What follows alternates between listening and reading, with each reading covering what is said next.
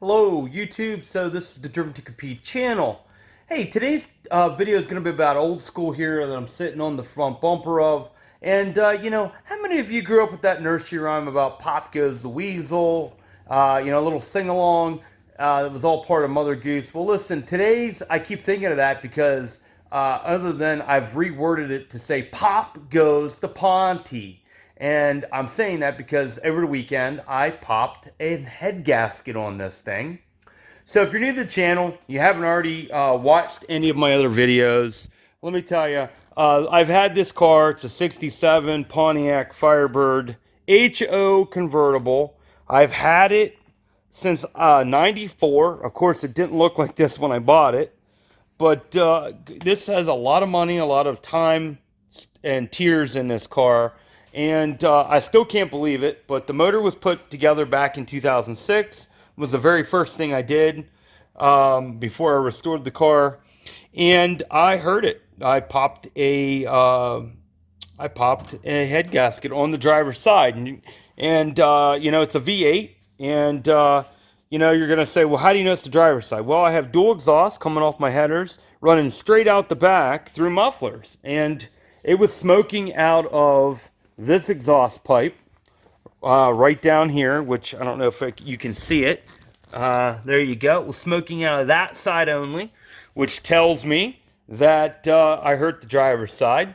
And it had a miss as well, so that tells me that I definitely have coolant in a cylinder or more. The way it was smoking, I would guess there was probably multiple cylinders.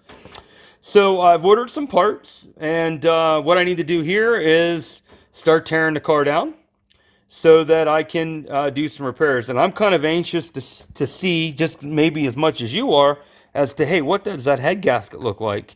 So let's get to it.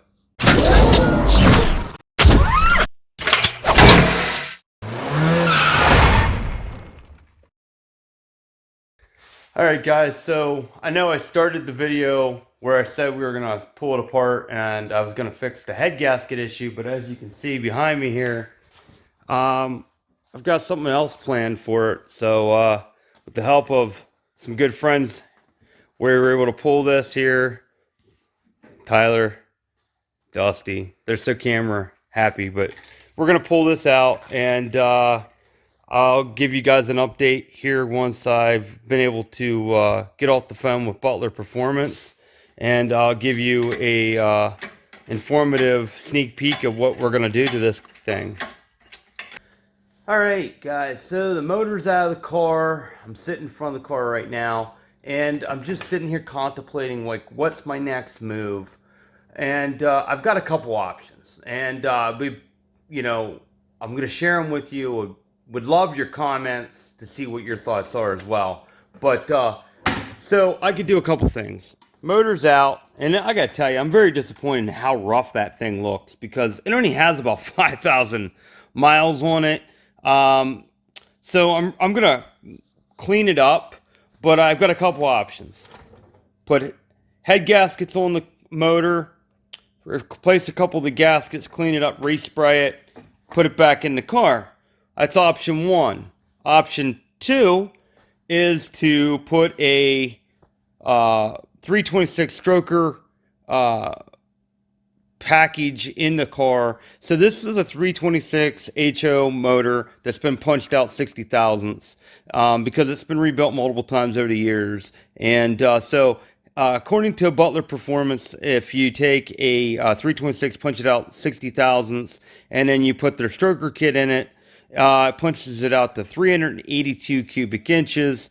So, that's an option as well. What's that option going to run me? Probably, till I'm all said and done, about $3,000. Heads, gaskets, send the heads out to get checked, put head gaskets on, put gasket back in the motor and everything else. I'm probably in at about $350 total. It's a considerable investment to take it to the next level with the stroker kit. Or do I pull it completely, option three, and do an LS swap? An LS would look great in here. I'm just throwing it out there to you. A couple things that I did find. I'm going to have to order, if I keep the Pontiac in it, motor in it. Look at that. man, I had that turned at one point, so I think it's time for a nice aluminum performance flywheel. The clutch itself doesn't look bad at all. Plenty of life left in that guy yet. So I'll probably keep the clutch, throw out bearings right there. Everything looks good. Just a lot of oil. So again, I thought the rear main might have been leaking, but as you can see here, the rear main is dry. So I think I was pushing oil out. My valve covers I thought were possibly it, but I don't think that's it either.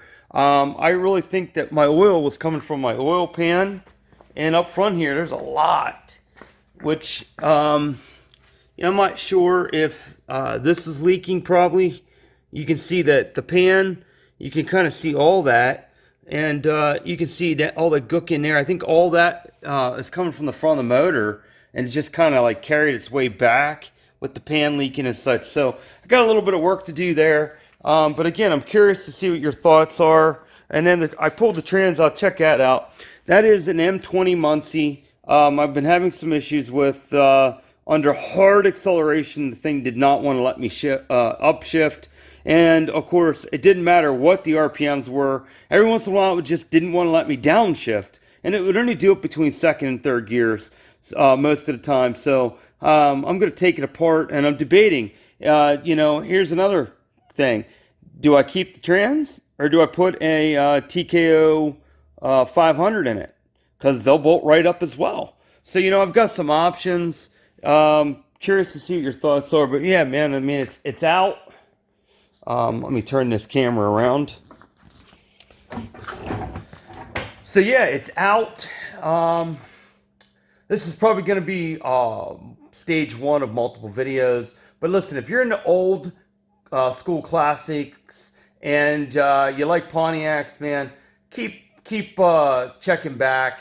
Hit that subscribe button and the bell so you can stay up to date on all my videos so you know when my next one hits. But I'm going to continue to share with you as we work through this progress and just to give you an idea of like where I'm at. But again, hit me up in the comments. Would love to hear from you. And until next time, driven to compete, watch, like, subscribe.